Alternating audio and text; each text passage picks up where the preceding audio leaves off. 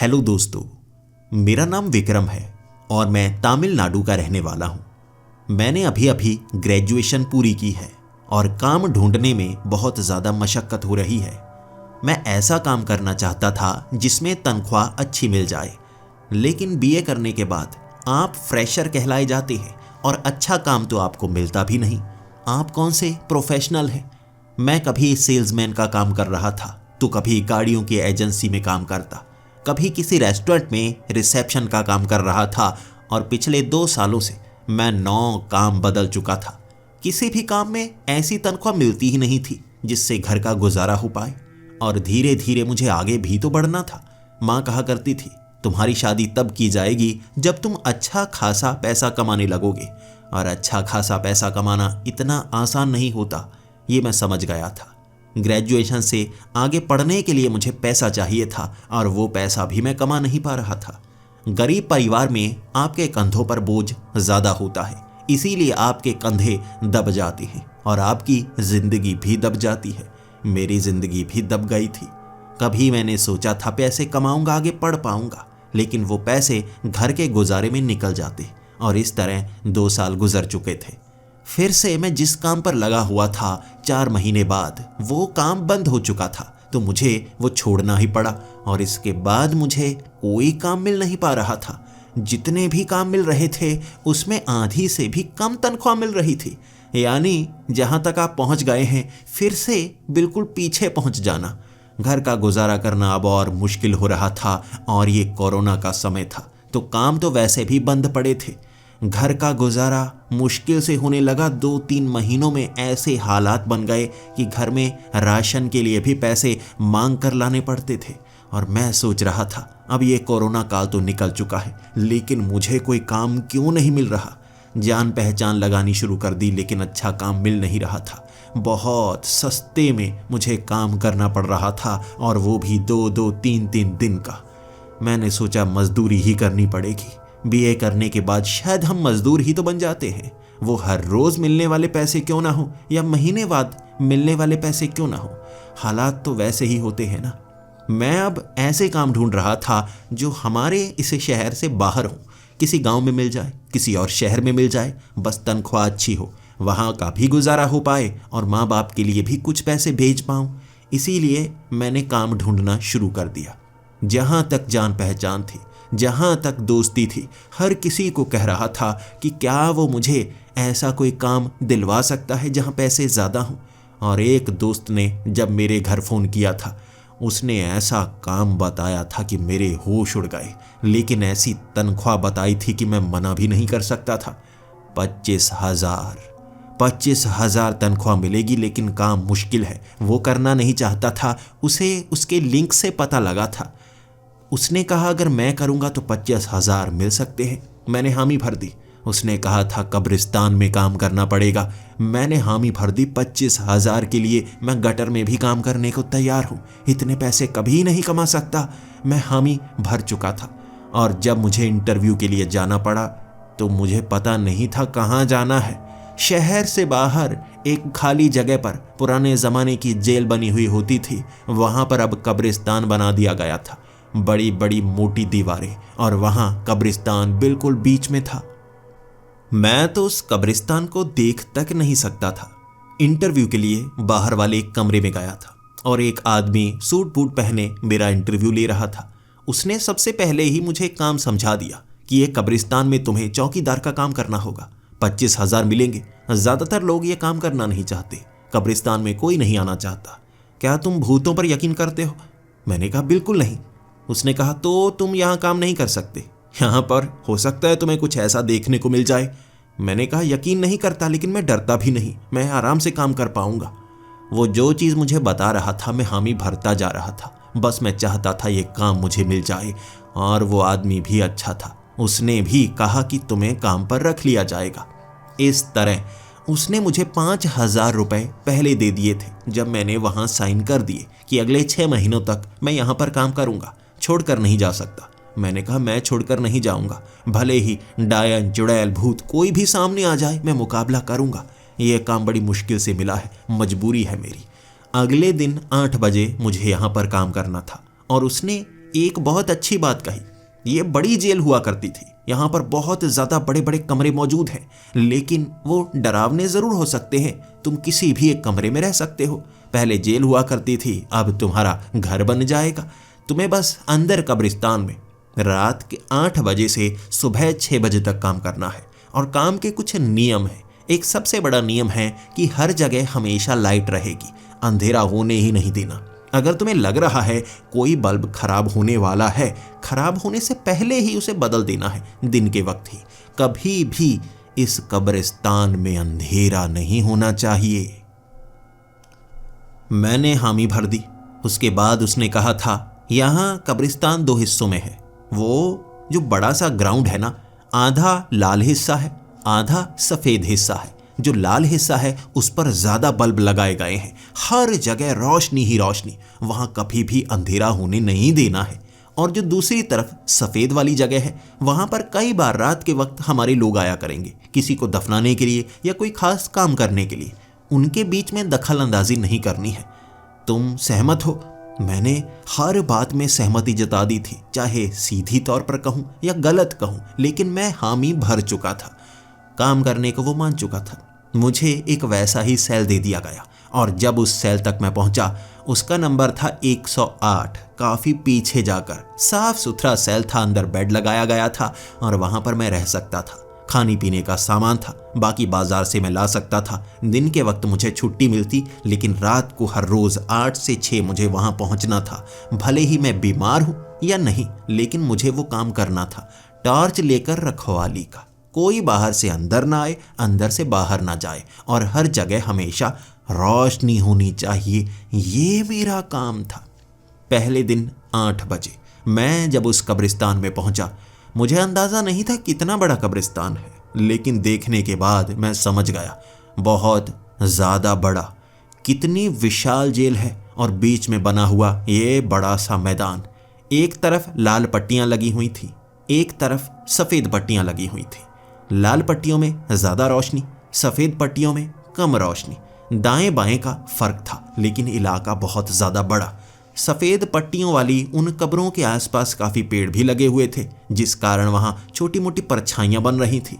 लेकिन लाल तरफ कोई भी खंबा, कोई पेड़, कुछ नहीं था। जैसे इतने ज़्यादा फ्लड लाइट्स लगी हुई थी कि वहाँ अंधेरा हो ही ना। और नियम भी कुछ वैसा ही था। 8 बजे से मैंने राउंड लगाना शुरू कर दिया था। मुझे राउंड इस ग्राउंड में ही लगाना था, पूरी की पूरी जेल में नहीं लगाना था। मैं सबसे पहले लाल तरफ घूमता गया, टॉर्च मारकर इधर उधर देखता गया। परछाई किसी तरफ नहीं बन रही थी, अंधेरा किसी कोने में था ही नहीं। घूमता फिरता 2 घंटे मैं थक चुका था। मुझे लगा अब उस सफ़ेद तरफ भी जाना होगा। मैं अब उन सफ़ेद पट्टियों वाली कब्रों की तरफ गया। बहुत ज़्यादा कब्रें वहाँ पर भी बनी हुई थी, और मेरा मन थोड़ा थोड़ा घबरा भी रहा था। लेकिन 2 घंटों में डर थोड़ा कम हो गया था। जैसा मैंने शुरू में सोचा था कि जब मैं वहाँ जाऊँगा भूत प्रेत नज़र आ सकते हैं। भले ही मैं यकीन नहीं करता, लेकिन हो सकता है इतने बड़े कब्रिस्तान में मेरे सामने ऐसी भूतिया चीज़ें हो जाएं। अब खुद को संभाल लिया था। उन सफ़ेद कब्रों के आसपास से गुजरते हुए मैं ऐसा महसूस कर रहा था कि यहाँ थोड़ी रोशनी कम है। कई जगह पेड़ लगे हुए हैं, पेड़ों के नीचे जैसे कुछ परछाइयाँ भी बनी हुई हैं उन पेड़ों की। फ्लड लाइट से इस तरफ कम है। 2 घंटे वहाँ पर भी घूमता रहा मैं। जब आधी रात का वक्त हो गया था, एक कोने में मैं एक बड़ी सी कब्र के ऊपर बैठ गया। मैं जानता हूँ ऐसा करना सही नहीं होता, लेकिन थका हुआ इंसान क्या कर सकता है। जिन्हें मरना है वो तो मर चुके हैं, अब तो उनके शरीर नीचे दफन है, वो क्या नुकसान पहुँचाएंगे, उन्हें क्या बुरा लगेगा। मैं उस कब्र पर यह सोचकर बैठा था। मैं कुछ समय वहाँ बैठा रहा। अचानक एक आवाज़ ने मुझे डरा दिया। यहाँ क्या कर रहे हो? ये आवाज़ मेरे पीछे से आई थी, और मुझे लगा कि इस कब्रिस्तान का मालिक आ गया। उसने मुझे बैठे हुए देख लिया। उसने कहा था घूमते फिरते रहना है, हर तरफ टॉर्च मारकर देखते रहना है, कोई परेशानी ना आ जाए। अब वो यहाँ पर आ गया। ये सोचकर मैंने छलांग लगाई। मैं उठकर खड़ा हो गया। वो जो टोपी थी जो मुझे दी गई थी वो नीचे गिर चुकी थी। जल्दी से मैंने उठाई, सर पर रखी, पीछे की तरफ घूमकर कहने लगा, सर हे 1 मिनट के लिए बैठा था। पीछे कोई नहीं था। मैं इधर उधर झांकने लगा, टॉर्च मारकर देखने लगा, पीछे तो कोई था ही नहीं। तो ये आवाज़ किसने लगाई? आखिर आसपास से आवाज़ तो आई है। फिर मुझे लगा यहाँ पर कई खंबे लगे हुए हैं और हो सकता है उन खंभों में कैमरे भी लगे हों, इसी के साथ स्पीकर भी लगे हों। तो उसने शायद मुझे देख लिया। उसने देख लिया होगा कितनी देर से मैं बैठा हूँ, इसीलिए मुझे घूमते फिरते रहना होगा। वैसे भी मैं आराम कर चुका था। मैंने अब ऊंची आवाज़ में कहा, सर सॉरी, थोड़ी मेरी टांगें दर्द कर रही थी, थोड़ा मैं बैठा, अब नहीं बैठूंगा। ये कहकर मैं आगे की तरफ बढ़ने लगा और कोई जवाब नहीं मिला था मुझे। वो रात मैं घूमता ही रहा था। मेरी टांगें काफ़ी ज़्यादा दर्द करने लगी थी। 6 बजे तक मैं थक गया और उसके बाद मेरा काम खत्म हो चुका था, तो मैं दोबारा अपने कमरे में आ गया।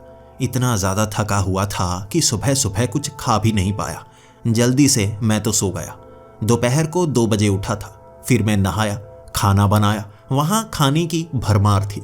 कई सेल में काफ़ी ज़्यादा खाना रखा गया था। मैं एक सेल में बड़े उस बने हुए बाथरूम में नहाकर खाना खाकर फिर से नीचे पहुँच गया। अभी मुझे काम नहीं था। मुझे लगा बाहर जाकर आना चाहिए, लेकिन इस जेल से बाहर जाने में भी काफ़ी समय लगता है। ये है ही इतनी बड़ी। उस गार्डन से पहले बाहर निकलना पड़ता है, फिर 2 बार गेट खोलने पड़ते हैं अलग अलग आगे जाकर, फिर एक बड़ा गेट खोलना पड़ता है, फिर आप मेन जेल में पहुंचते हैं जहां से सबसे बड़ा गेट खोलकर आप बाहर जा सकते हैं। अब वो आदमी वहीं पर था। वो वहां पर चेक इन करता है और सारी सिक्योरिटी का ध्यान वो वहां पर रखता है। जब मैं वहां उसके पास से गुजर रहा था, मैं थोड़ा मुस्कुरा रहा था, थोड़ा नर्वस भी था। कल मैंने पहले ही दिन एक छोटी सी गलती की, इसीलिए उसके करीब से गुजरते वक्त मैंने माफ़ी मांगते हुए कहा, सॉरी सर, कल मैं थोड़ा थक गया था, घूमते घूमते मैं थोड़ा सा बैठा था, आपने मुझे बस उठा दिया। तब उस आदमी ने कहा, मैंने उठा दिया? देखो, ऐसे मुझे पता है हम इंसान हैं और तुम वैसे भी नए हो, तुम्हें ज़्यादा खड़े रहने की आदत नहीं होगी। कोई बात नहीं, थोड़ा बैठने में कोई हर्ज नहीं है, लेकिन ज़्यादा समय मत बैठना, कुछ वहाँ नुकसान हो सकता है। तुम्हें मैं बता नहीं सकता, लेकिन तुम खुद समझ जाओगे धीरे धीरे। मैंने कहा, तो आपने वो आवाज़ नहीं लगाई थी? उसने कहा, नहीं। मैंने कहा, वो स्पीकर से आवाज़ आई थी ना, वहाँ कैमरे लगे होंगे, आपने देखा होगा। उसने कहा, नहीं, कब्रिस्तान के अंदर कोई कैमरा नहीं लगा, कोई माइक नहीं लगा, वो आवाज़ मेरी नहीं होगी, और जिसकी होगी वो धीरे धीरे तुम्हें पता चल जाएगा। ये मुस्कुराते हुए कहा था उसने, और मैं भी उस जेल से बाहर आ गया। ये बात मेरे दिमाग में घूमे जा रही थी। क्या वो सच बोल रहा था या मजाक कर रहा था? मुझे डरा रहा था या वहाँ कुछ और ही होता है? मैं सोचता रहा। 2-3 घंटे मैं शहर के बाजार में गया था। मुझे आने जाने में भी काफ़ी ज़्यादा समय लगा। आधा घंटा ही तो घूम पाया। कुछ काम का सामान ले आया था मैं। 2 टॉर्च थी जो अपने पास रखना चाहता था, कुछ बैटरीज थी जो मैं खरीद कर लेकर आया था।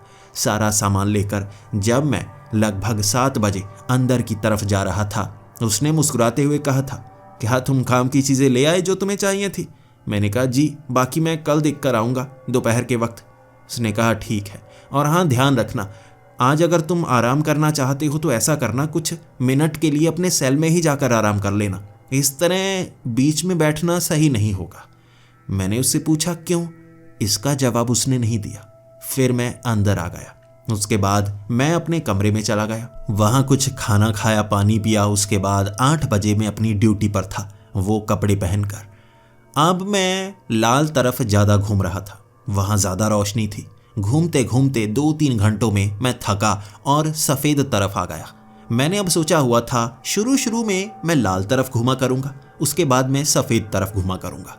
मैं घूमते घूमते अब सफ़ेद तरफ थक गया था। नया नया था मैं, कल भी काफ़ी ज़्यादा चला था, काफ़ी ज़्यादा खड़ा रहा था। टांगें आज भी दर्द कर रही थी और इतने समय में टांगें दर्द करने लगी और मुझे लगा, अब क्या सच में मुझे अपने कमरे में जाना चाहिए?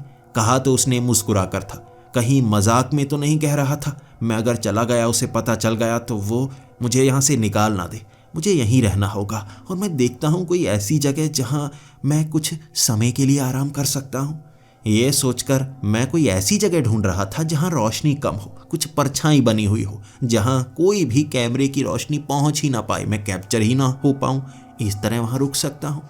मैं घूमता घूमता अब उस सफ़ेद तरफ के पीछे वाले पेड़ों के पास चला गया।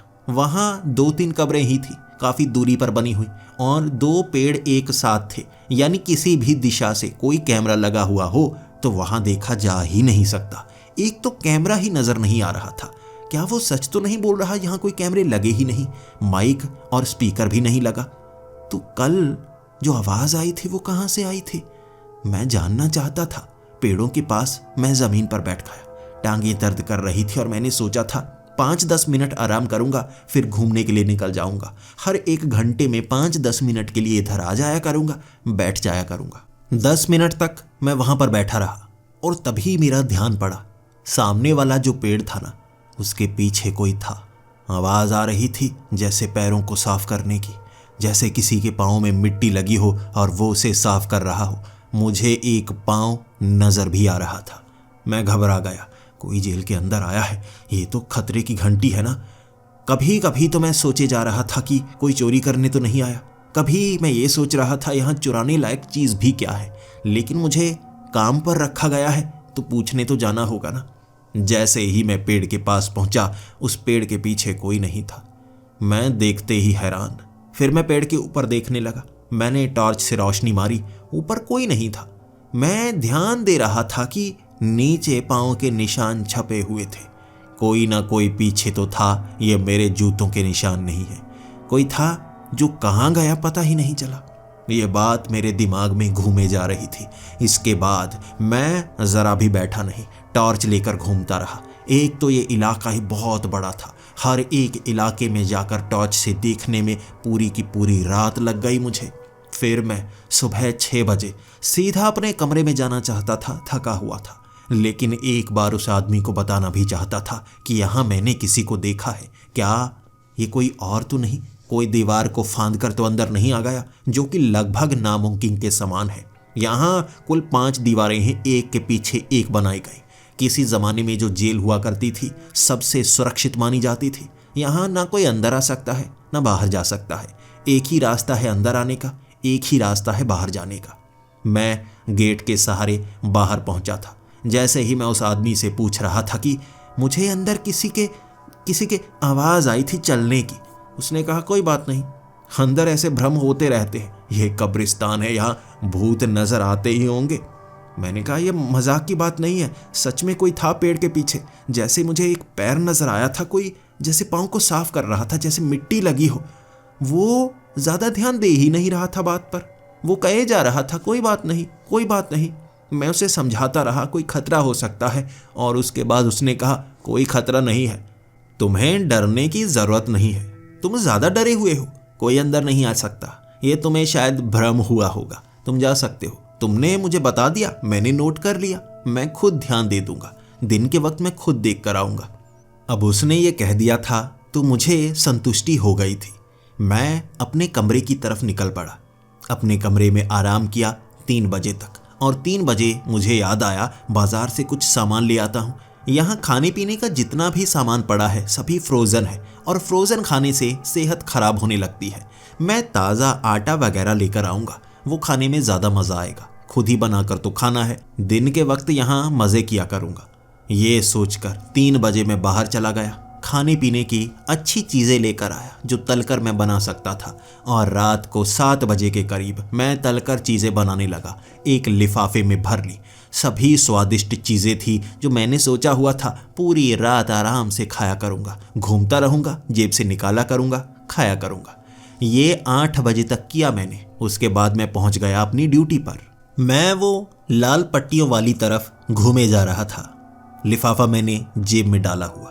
1 घंटा मैं वहां पर घूमा था, निकाल निकाल कर चीजें खा रहा था, लेकिन बेवजह ही वहां ठंड बढ़ने लगी थी। ऐसा लग रहा था जैसे ठंड अचानक इतनी ज्यादा हो गई है कि रहा नहीं जा रहा। मैं कड़कड़ाती हुई ठंड में कोई स्वेटर भी यहाँ पर लेकर नहीं आया था। यहाँ इतनी ज्यादा ठंड होती ही नहीं। आज ये क्या हो गया, बारिश भी नहीं हो रही, क्या यहाँ इतनी ठंड होती भी है? मैं चलता चलता अब लाल तरफ गया था, वहां गर्मी। मैं अब एहसास कर पा रहा था ये क्या चीज़ है जो दोनों तरफ फर्क डालती है।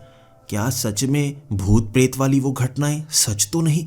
मैंने सुना है जहां पर कोई भूत या प्रेत होता है वहां हमें ठंड लगने लगती है। अब ये बातों ने मुझे डरा सा दिया था, इसीलिए मैंने सोचा था कि मैं ये रात अब सफ़ेद तरफ ही गुजारूंगा। सफ़ेद तरफ मैं घूमने लगा था। वहाँ पीछे पेड़ों के पास एक बल्ब खराब था और जैसे ही मेरा वहाँ पर ध्यान पड़ा मेरे होश उड़ गए। एक खास नियम, दिन के वक्त चेक करना है बल्ब खराब तो नहीं। अगर आपको लगता है कोई बल्ब खराब है, जल्द से जल्द बदलना है। मेरी पीठ के पीछे एक बड़ा बैग टंगा हुआ रहता है जिसमें 10 से ज़्यादा बल्ब होते हैं, बड़े बड़े ये बल्ब। कहीं भी बल्ब खराब हुआ जल्दी से बदल देना है, समय बर्बाद नहीं करना है। आज मैं भागा उस तरफ। मैंने वो खाने पीने का सामान नीचे रखा, उसके बाद वो बैग नीचे रखा और उस पेड़ के पास वो सीढ़ी रखी थी जिसे लगाकर मैं बल्ब को बदलने के लिए ऊपर चढ़ गया। वहाँ कुछ अंधेरा था। जैसे ही मैंने बल्ब बदला वहाँ रोशनी हो गई। जब मैं नीचे उतरा सांस में सांस आई और देखने लगा यहाँ आसपास कोई कैमरा तो नहीं। एक तो इतने दिनों में मुझे कोई कैमरा दिखा ही नहीं था, फिर भी डर लगा रहता था कहीं उसे पता ना चल जाए। यही तो मेन नियम था जो मुझे मानना है, अंधेरा नहीं होने देना है, और यहाँ पर अंधेरा हो चुका था। नीचे उतरकर जैसे ही वो खराब बल्ब मैंने बैग में रखा, उसके बाद मैंने सीढ़ी को इकट्ठा किया, एक तरफ रख दिया, बैग पीठ पर टांगा और वो लिफाफा जैसे ही मैंने उठाया उसमें खाने पीने का सामान लेकर आया था तला हुआ, वो सारा गायब। लिफाफा खाली था, हल्का था।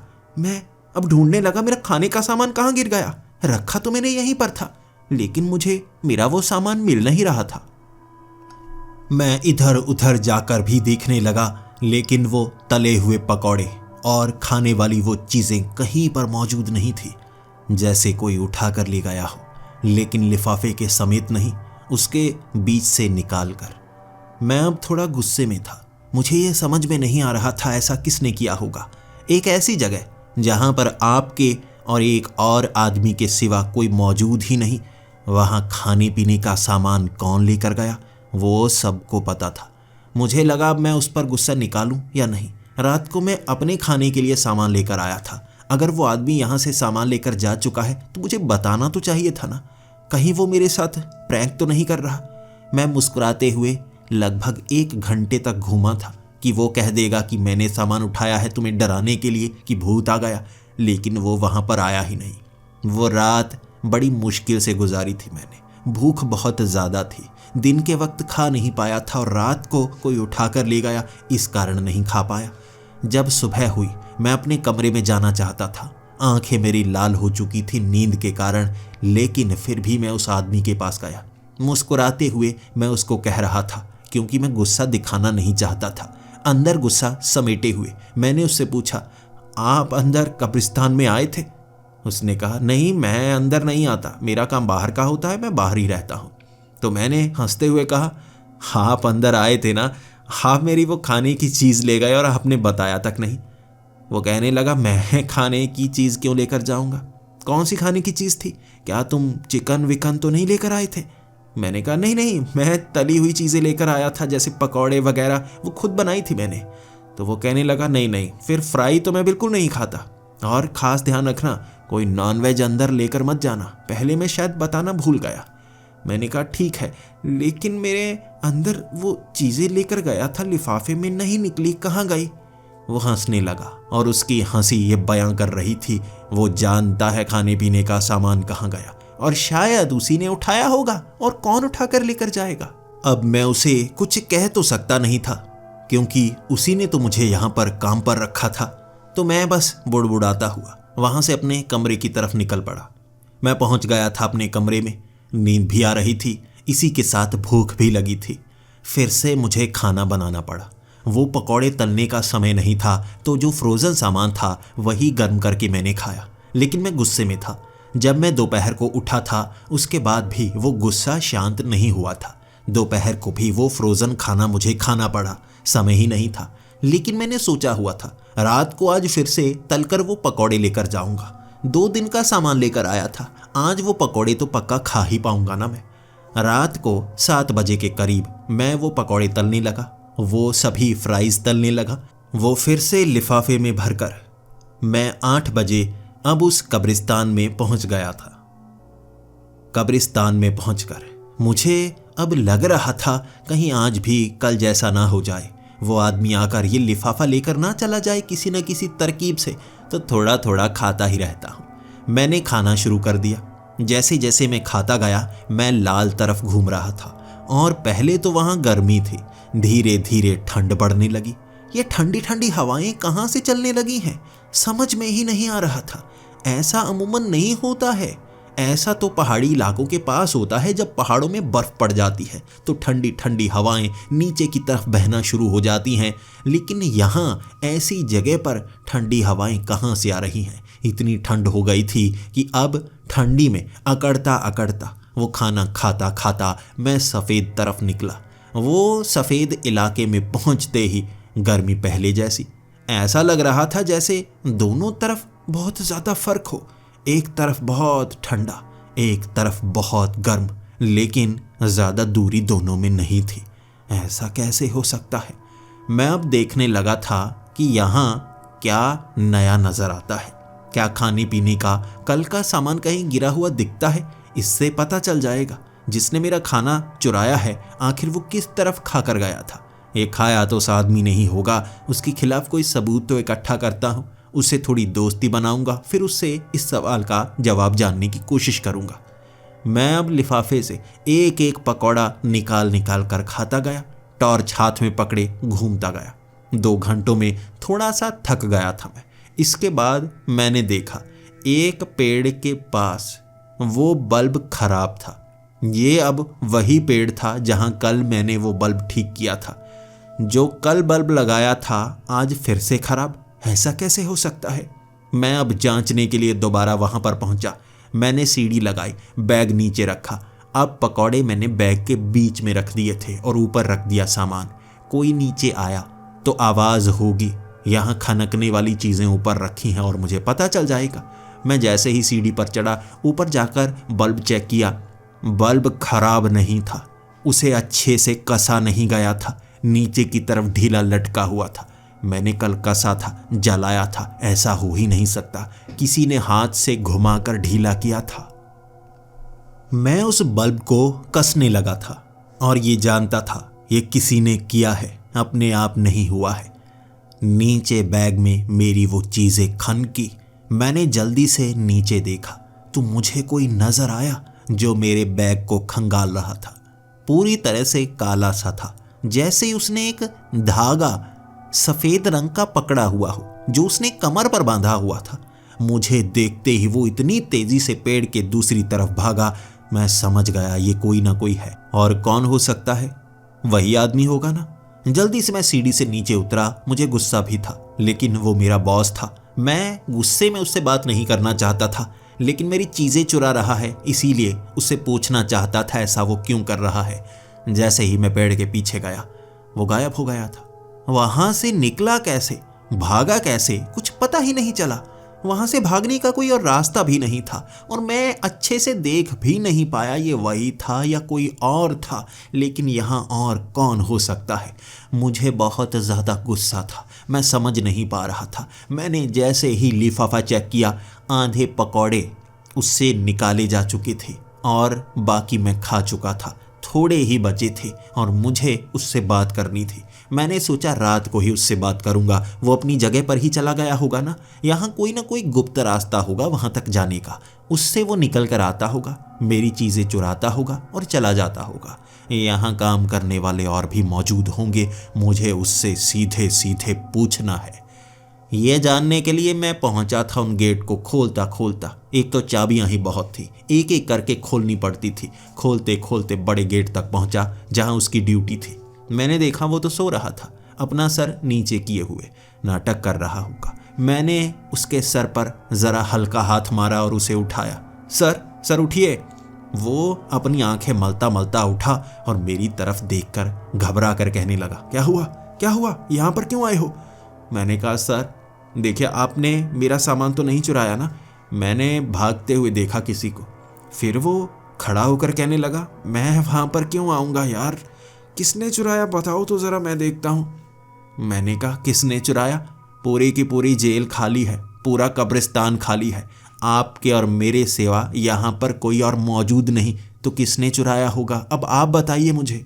फिर वो अपने हाथों को मलता हुआ कहने लगा, फिर लगता है तुम्हें सही से बताना होगा, तुम मानोगे नहीं। मैंने कहा, सर बताइए, यकीनन ये आप ही होंगे या कोई और भी यहाँ पर काम करता है जिसके बारे में मुझे बताया नहीं गया। उसने कहा, यहाँ कोई और काम नहीं करता, हम दोनों ही हैं, और हमारा जो मालिक है यहाँ पर वो आता नहीं, लेकिन जिसने तुम्हारा सामान चुराया है वो अंधेरे में चुराया होगा, वहाँ लाइट नहीं होगी ना।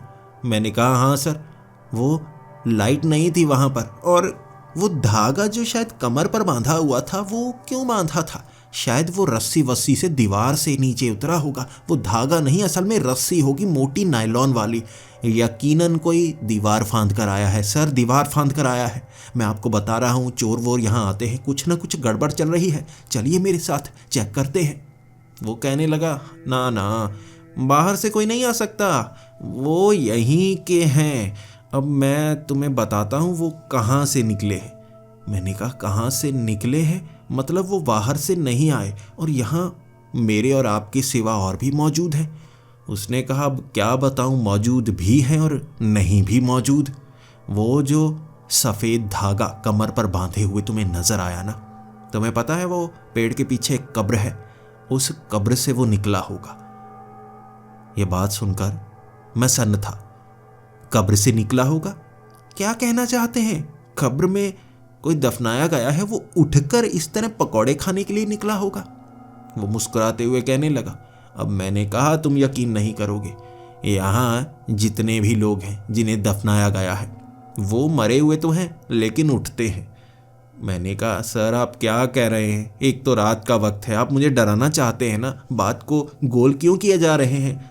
उसने कहा, नहीं, मैं बात को घुमा नहीं रहा, ये सच है, दोबारा वहाँ जाकर देख लेना, उस कब्र से वो उठता होगा जिसने तुम्हारे सामान को चुराया होगा। अब इतना ही आज के लिए काफ़ी है, जो तुम्हें बताया जाएगा धीरे धीरे जानना ही सही होता है, एकदम सब बता दूंगा तो तुम भाग जाओगे। मैंने कहा, भाग जाओगे सर, आप मुझे डराने की कोशिश क्यों कर रहे हैं? उसने कहा, डरा नहीं रहा, ये सच है, अगर जानना है तो वहाँ जाकर देख लो, लेकिन ध्यान रखना जो नियम है वो फॉलो करते ही रहना। मैं अब उसकी बात सुनकर फिर से कब्रिस्तान में आ गया था। अब उसकी बातों ने कुछ डरा भी दिया था, कुछ कंफ्यूज भी कर दिया था, और मुझे इन भूतों की कहानियों पर बिल्कुल यकीन नहीं होता। कोई ना कोई गड़बड़ तो है जो उसे भी पता नहीं, या हो सकता है वो उनके साथ मिला हुआ है। यहाँ कुछ ना कुछ गलत तो हो रहा है, मुझे पता लगाना होगा।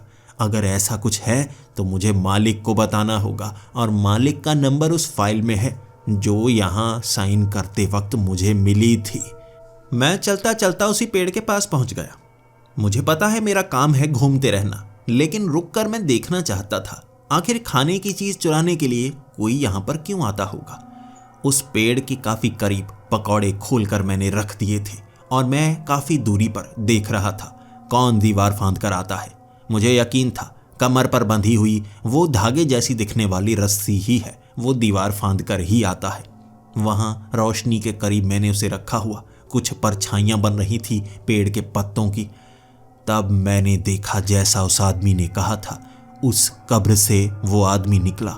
मिट्टी हिली तक नहीं, उसके बीच से निकलकर वो खड़ा हो गया। उसकी कमर पर वो धागा नहीं बंधा हुआ था, उसकी नाभि से वो धागा जुड़ा हुआ, एक हिस्सा नाभि से जुड़ा हुआ, एक उस कब्र के बीच जा रहा। मैं आंखें मल रहा था, ये क्या चीज है? सच में ये तो प्रेत आत्मा है। प्रेत आत्मा सच होती है। मेरे शब्द मुंह से नहीं निकल रहे थे और वो इधर उधर झांकने लगा। उसके बाद वो उस लिफाफे के करीब बैठा, जल्दी से लिफाफे से जितने पकौड़े थे हाथ में भरे मुंह में डालने लगा। लिफाफा किया खाली, फिर इधर उधर झांकता हुआ। जैसे ही वो पीछे मुड़ा, उसकी नज़रें मेरी नज़रों से मिल चुकी थी। मैंने उसे देख लिया है और उसने मुझे भी देख लिया था, और हम दोनों जानते थे एक दूसरे का सच दोनों को पता लग गया है। वो तो भागा कब्र के बीच और कब्र में जैसे गुम ही हो गया। उस कब्र के ऊपर जाने तक की हिम्मत नहीं थी मेरी, लेकिन टॉर्च से रोशनी मारकर देखा था मैंने। कब्र की मिट्टी हिली तक नहीं थी, वो बीच से जैसे आर पार हो गया। मैं भागा बाहर की तरफ। पहली बार मैंने कोई प्रेत आत्मा देखी थी। मैं फिर से गेट खोलकर उस आदमी के पास पहुंच गया था और मेरी कांपती हुई आवाज, मैं शब्द सही से बोल ही नहीं पा रहा था। ताजमा, भूत देखा, भूत देखा, भूत देखा। मैं ये सब बोले जा रहा था और उसकी समझ में कुछ नहीं आ रहा था। फिर उसने मुझे पानी पिलाया, शांत करवाया, फिर मुस्कुराते हुए कहने लगा, तुमने देखा ना उसे, खुद देख लिया ना, कब्र से निकलते देखा होगा, कब्र में जाते देखा होगा। मैंने कहा हाँ, वो तो असल में भूत है। उसने कहा हाँ, कब्रिस्तान में भूत ही तो दिखेंगे और क्या दिखेंगे। तब उसने मुझे शांत किया और धीरे धीरे बताने लगा, इस कब्रिस्तान में वो प्रेत आत्माएं उठती हैं। अगर रोशनी रहेगी तो वो अपने कब्र से निकल नहीं पाएंगे। जरा सा अंधेरा, जरा सी परछाई वहां पर होती है और वो उस कब्र से उठ सकते हैं। अगर वो कब्र से निकल सकते हैं तो वो बल्ब को भी छेड़ सकते हैं, अंधेरा कर सकते हैं। लेकिन सफ़ेद तरफ जितने भी वो कब्रें हैं वो ज़्यादा शरारती नहीं हैं, बस कुछ शरारती हैं। धीरे धीरे तुम्हें आदत हो जाएगी। मैंने कहा आदत हो जाएगी, वो भूत है, मुझे मार देगा। उसने कहा नहीं, भूत तुम्हें नहीं मारेंगे, वो ऐसे ही शरारती हैं, उनमें से कोई भी ऐसा है ही नहीं, इसीलिए डरने की बात नहीं है। अगर तुम चाहो तो काम छोड़ भी सकते हो। जब उसने ये कहा तो मैं ज़मीन की तरफ देखने लगा था। 25,000 रुपये मुझे कभी नहीं मिल सकते थे और मैंने सोचा हुआ था चाहे मेरे सामने कुछ भी आ जाए तब भी मैं ये काम करूँगा। इससे आधे के काम भी मुझे मिल नहीं रहे थे तो इससे ज़्यादा अच्छा मिलेगा ही नहीं। मैंने अब ज़रा सी नज़रें ऊपर की तरफ उठाई और कहा, मुझे कोई नुकसान तो नहीं होगा ना? उसने कहा नहीं, सफ़ेद तरफ जितनी भी कब्रें हैं, ध्यान रखना अंधेरा हो ही ना तो वो निकलेंगे ही नहीं, और खाने पीने की चीज़ें मत लेकर आना, वहाँ कोई नुकसान नहीं होगा। ये उसने मुझे कहा था। उसके बाद जो 2 घंटे वहाँ घूमा, मेरी टांगें कांपती रही थी। किसी भी कब्र के करीब से गुजरता था मैं टॉर्च मारता रहता था कि अंधेरा ना हो, अंधेरा ना हो, ये अंधेरे से निकल कर बाहर आ जाएंगे और मुझे नुकसान पहुंचाने की कोशिश करेंगे। अगले 3-4 दिनों तक ऐसा ही होता रहा था। हर जगह मैं रोशनी करता ही रहता, लेकिन कुछ दिनों बाद फिर से उस पेड़ के करीब वाला एक बल्ब थोड़ा सा खराब हुआ। पेड़ की एक टहनी दिन के वक्त थोड़ी टेढ़ी हो गई, जिस कारण उसने बल्ब को नीचे लटका दिया और उस जगह अंधेरा हो गया। हवाएं चली थी जिस कारण ये हुआ और पता ही नहीं चला। अंधेरे में वो कब्र से आधा बाहर निकला हुआ मुझे घूर रहा और मेरी टांगें कांप रही। मैं अब उस आदमी के पास भी नहीं जा सकता था, उसने मुझे सच बता दिया था। उसके बाद मैं डरता रहता और वहां से गुजरता। मैं बल्ब चेंज करना चाहता था, लेकिन मुझे लगा दिन के वक्त करूंगा, ये तो मेरी टांग पकड़ लेगा। लेकिन 12 से 1 बजे के करीब जब मैं वहां से गुजर रहा था तो उसने आवाज लगाई, तूने देख तो लिया है, अब डर के भागे क्यों जा रहा है? आ जा इधर, कुछ खाने को है तो मेरे लिए भी ला दे। उसने ये कहा और मैं इधर उधर झांकने लगा। मैं? उसने कहा हाँ तुम, अब देख तो चुके हो, डर क्यों रहे हो? मैंने कहा नहीं नहीं, तुम भूत हो, चले जाओ चले जाओ, वापस चले जाओ, देखो मैं रोशनी मारूंगा, मार दूंगा तुम्हें। उसने कहा मार नहीं पाओगे, मैं छिप जाऊंगा, फिर किसी ना किसी दिन निकल आऊंगा। देखो दोस्ती कर लो, ज़्यादा अच्छा रहेगा, ऐसे कोई फ़ायदा नहीं है। मुझे भी छिप छिप कर ये चोरी करना अच्छा नहीं लगता, बुरा लगता है, तुम भूखे रह जाते होगे ना। तब मैं डरता डरता ही उसके करीब गया था। काम तो मुझे यहाँ पर करना ही है, एक बार समझ लेता हूँ ये भूत क्या है, क्या करना चाहते हैं, तो कुछ पता ही चल जाएगा। जैसे ही मैं उसके करीब गया वो कब्र से बाहर आ गया। उसकी कमर पर अब भी वो धागा था। मैंने डरते डरते पूछा, ये धागा क्या चीज़ है? उसने कहा अच्छा ये धागा, ये देखो मेरी नाभि से जुड़ा हुआ है और ये इस कब्र में जाता है, क्योंकि मुझे यहाँ दफनाया गया है ना। जब हमें कहीं पर दफना दिया जाता है तो वहाँ से रिश्ता जुड़ जाता है। अब रिश्ता बिल्कुल जैसे माँ और बच्चे का होता है ना, ये कॉर्ड की तरह जुड़ा हुआ है। मैं इस कब्र से जुड़ा हूँ और इसी में मुझे जाना होगा जब रोशनी होगी। इसी तरह जितने भी यहाँ पर हैं सबके साथ ऐसा ही है। जब उसने ये कहा मैं चारों तरफ घूरने लगा था। हर तरफ कब्र ही कब्र थी। अगर हर कब्र से एक एक ऐसे निकल कर आ गया तो मेरा क्या बनेगा। मेरी टांगें कांप रही थी और मैं ज़रा सा चक्कर खाकर नीचे गिरा। वो मेरे करीब आया और उसने मुझे उठाया। उसे देखते ही जैसे फिर से घबराहट होने लगी। मुझे मारना मत, मुझे मारना मत। उसने कहा मैं क्यों मारूंगा, मैं खुद मरा हुआ हूँ, मैं नहीं चाहता तुम भी मेरे जैसे बन जाओ। अब यहाँ तुम जिंदा रहोगे तो ज़्यादा फायदा होगा मेरा। अब मैं बैठा, उससे कुछ बात की, उसने मेरा डर खत्म किया। उसने कहा मैं यहाँ पर हूँ और तुम्हारी मदद करूँगा। देखो ये बल्ब को थोड़ा टेढ़ा कर दिया करना, क्योंकि छाँव में ही हम निकल सकते हैं। जितनी कब्रें हैं सब बाहर निकल सकते हैं जब अंधेरा हो, और साल में एक दिन ऐसा होता है जब यहाँ अंधेरा किया जाता है इस तरफ, ताकि हमें बाहर निकलने का मौका मिले। और वैसे हमें बाहर निकलने का मौका नहीं दिया जाता और देना भी नहीं चाहिए। हम मरे हुए को बाहर घूमने का मौका दोगे तो ये दुनिया सही थोड़े ना चलेगी। इसके बाद मैंने उससे सवाल किया था, ये क्या सभी ऐसे मरे हुए बाहर निकलते हैं? यानी जिन कब्रिस्तानों में लाइट नहीं होती सब लोग बाहर निकलते हैं? उसने कहा मुझे नहीं पता, मैंने भी जिंदा होते हुए कभी कोई भूत नहीं देखा। कई बार मैं भी कब्रिस्तान में गया हूँ, अंधेरे में भी गया हूँ, ऐसे तो नहीं देखा।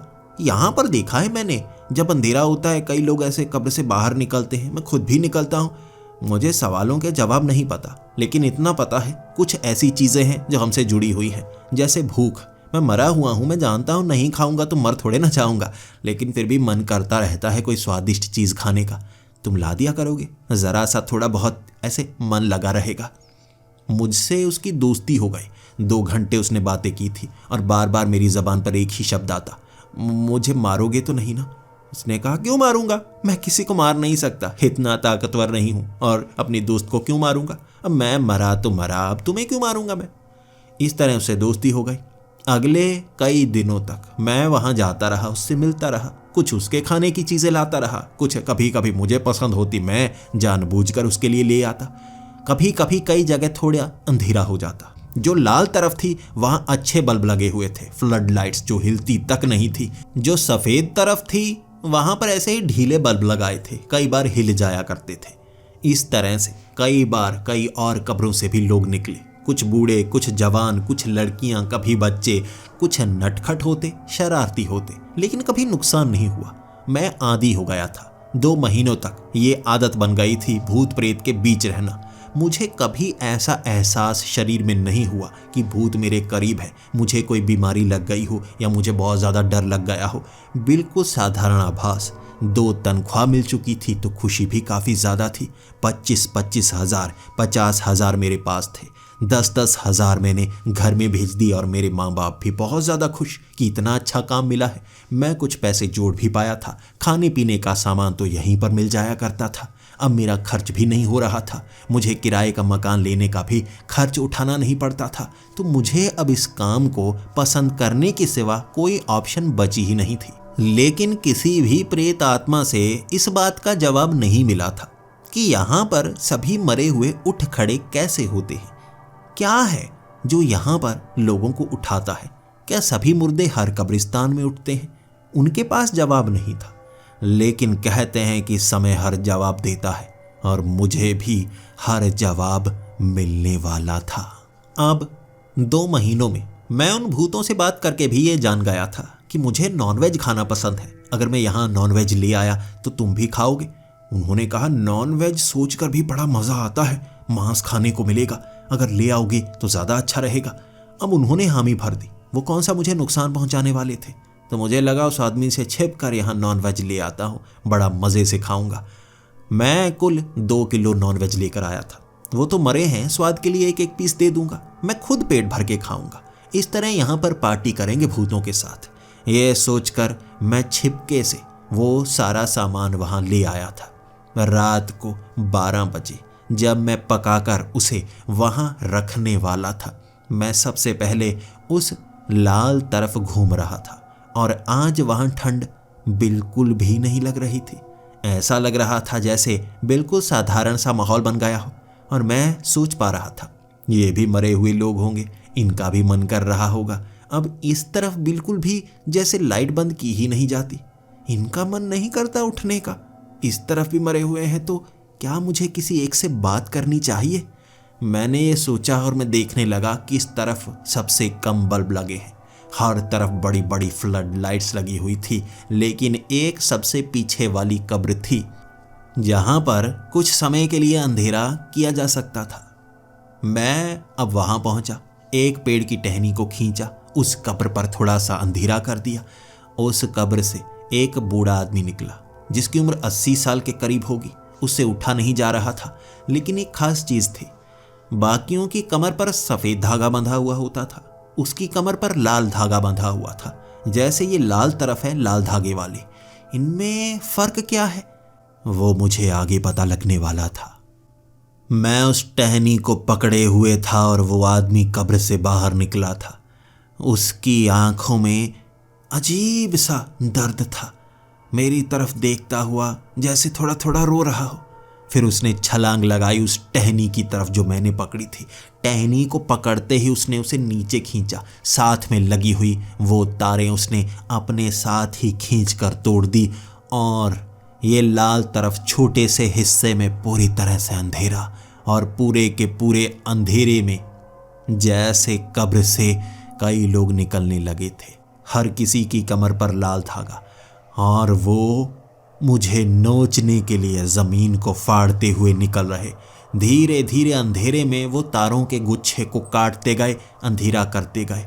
पूरे के पूरे लाल तरफ उन्होंने अंधेरा कर दिया था और मुझे पकड़ने के लिए मेरे पीछे लाल धागे उनसे जुड़े हुए थे, लेकिन मेरे पीछे पीछे, और मैं उस जेल के सेल की तरफ भागा। गेट खोलने का समय नहीं था, मुझे उनसे डर लग रहा था। कुछ तो फर्क था उनमें, कुछ तो फर्क। जैसे वो एक दूसरे को नोच रहे थे, बाजुओं को अलग कर रहे, सर को अलग कर रहे। वो सब मरे हुए थे, दोबारा खुद को जोड़ पा रहे थे। अगर वैसा उन्होंने मेरे साथ किया, मैं तो बचने वाला नहीं। कैसे वैशी हैं लाल तरफ वाले, मैं ये जान गया था। खास कारण है इस तरफ रोशनी करने का, ये कारण है। दूसरी तरफ तो जरा नटखट ही थे, ये तो पूरी तरह से कातिल नजर आते हैं। वो बड़ी तेजी से भाग रहे। वो बड़ी जेल में बचने का कोई खास तरीका नहीं, हर सेल खुला था। कभी मैं एक तरफ छिपता, एक तरफ भागता, और वो मुझे मारने के लिए। उनके लाल धागे आपस में उलझ भी रहे थे, लेकिन वो इकट्ठे होकर भी जैसे मुझे मारने के लिए पीछे पड़े हुए। उनके मुंह से लार निकल रही थी। वो बड़ा सा बैग जिसमें मैं वो नॉनवेज बनाकर लेकर आया था, उनकी लार जैसे उसके लिए टपक रही। वो भीड़ को मैंने वो मांस के टुकड़े फेंक कर बहकाने की कोशिश की और उठा उठा कर वो मांस के टुकड़े खाने लगे। जैसे ही अपनी जबान से लगाते मुंह से खून टपकना शुरू हो जाता। वो पके हुए चिकन के पीस थे, लेकिन फिर भी मुंह से लाल रंग का ताज़ा खून टपकता, जैसे उनका हो, मरे हुए लोगों का। मैं भागा, वो मुझे पकड़ना चाहते थे, नोचना चाहते थे। उन्होंने वो लोहे की बड़ी बड़ी पाइप तक टेढ़ी कर दी थी। वो उलझे हुए उन धागों से वो सेल में मुझे पकड़ने के लिए पीछे पीछे। किसी तरह मैं अपने सेल में पहुंचा, जिसकी सलाखें मोटी, अंदर से मैंने लगा लिया ताला। वो नोचना चाहते थे मुझे, लेकिन एक सेल दूसरे सेल से जुड़ा हुआ था।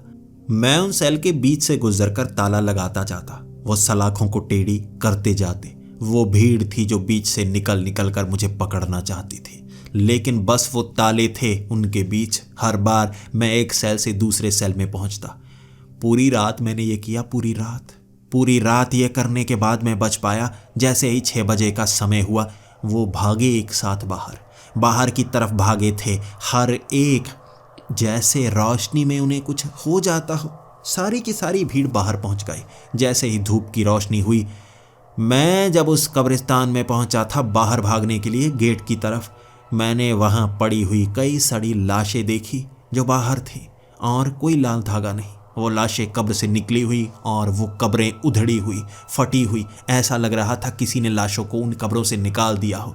अब वो आर पार नहीं हुए थे, बल्कि जैसे ज़मीन फाड़ कर निकले हो। जब मैं बाहर उस आदमी के पास पहुंचा, मेरी हालत पतली हो चुकी थी। मेरी हालत देख वो पूछ रहा क्या हुआ। मैंने उसे जब सच बताया, उसकी टांगें भी कांपने लगी। सब कुछ ठीक करो वरना हम जिंदा नहीं बचेंगे। अगली रात कौन सी लाइट खराब हुई, जल्दी से चलो। वो मेरे साथ अंदर गया था। उसके बाद सारी लाइट ठीक की। वो पेड़ ही काट डाला था हमने, जिसके सहारे वो तारों को तोड़ पाए थे। सारी की सारी फ्लड लाइट्स ठीक की। हमने उन लाशों को दोबारा कब्र में डाल दिया था। तब मैं उससे पूछ रहा, ये क्या है, क्या ये मुझे मार देते?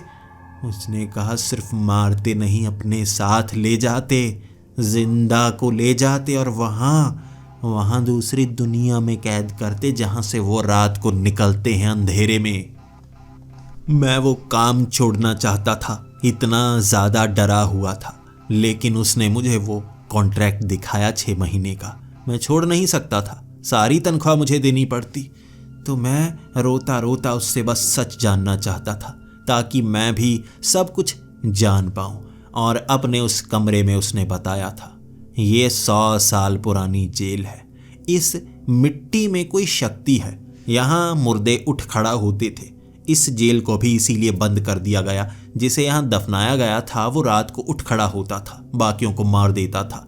लाल तरफ की मिट्टी थोड़ी लाल है, सफ़ेद तरफ की साधारण मिट्टी, लेकिन पूरी शक्ति है। जो सफ़ेद तरफ दफनाया जाता है वो जैसे शांत रहता है, क्रोध नहीं होता, बदला नहीं लेना चाहता। लाल तरफ गंभीर अपराधियों को दफनाया जाता था और उनके खून से वो ज़मीन भी इतनी शापित सी हुई कि जो वहाँ दफनाया जाता वो रात को उठता और सबको मारता। यहाँ कई कैदी मारे गए थे, कई पुलिस वाले, कई जेलर मारे गए। फिर इसे बंद कर दिया गया, लेकिन इस मिट्टी का शाप खत्म नहीं हुआ। वो जो दफनाए जा चुके थे वो उठ खड़ा होते थे और आसपास घूमते थे, जेल से बाहर तक निकल आते थे, सड़कों पर लोगों को मारते थे। उसके बाद इस जेल को ऐसा बनाया गया, यहाँ ड्यूटी लगाई गई, रात को लाइट्स लगाई गई और रोशनी में वो बाहर नहीं निकलते थे। तब से ड्यूटी बदलती गई और इसे सरकारी पैसों से चलाया जाता रहा। जितने कम लोगों की ज़रूरत पड़े उतना अच्छा, लेकिन जिसे पहले सच बता दिया जाता वो भाग जाता। इसीलिए बिना बताए यहाँ काम पर लड़कों को रखा जाता। मैं 6 सालों से काम कर रहा हूँ और मेरी ड्यूटी तब जाकर यहाँ तक पहुँची है, और तुम्हें वहाँ अंदर ही काम करना होगा अगर तुम करना चाहते हो। ये सच जानने के बाद कोई बेवकूफ़ ही होगा जो वहाँ पर काम करेगा, या कोई मजबूर ही होगा जो वहाँ पर काम करेगा अपनी जान को दांव पर लगाकर। मैं वो बेवकूफ़ भी था, मैं वो मजबूर भी था, लेकिन सिर्फ 6 महीने तक मैंने वहाँ पर काम किया था। लेकिन उससे ज़्यादा काम करने का मेरा मन नहीं था, लेकिन मेरी मजबूरी ने काम करवाया। आज 2 साल हो चुके हैं, मैं उसी जेल में काम करता हूँ। छोड़ना चाहता तो हूँ, लेकिन कहीं और शायद काम कर भी ना पाऊँ। ये काम मुझे पसंद है, मैं सफ़ेद तरफ रहना ही पसंद करता हूँ, लेकिन मेरा ध्यान लाल तरफ ही रहता है। क्या आप मेरे साथ काम करना चाहोगे? तनख्वाह भी आपको पता है, काम भी आपको पता है, क्या आप कर पाओगे?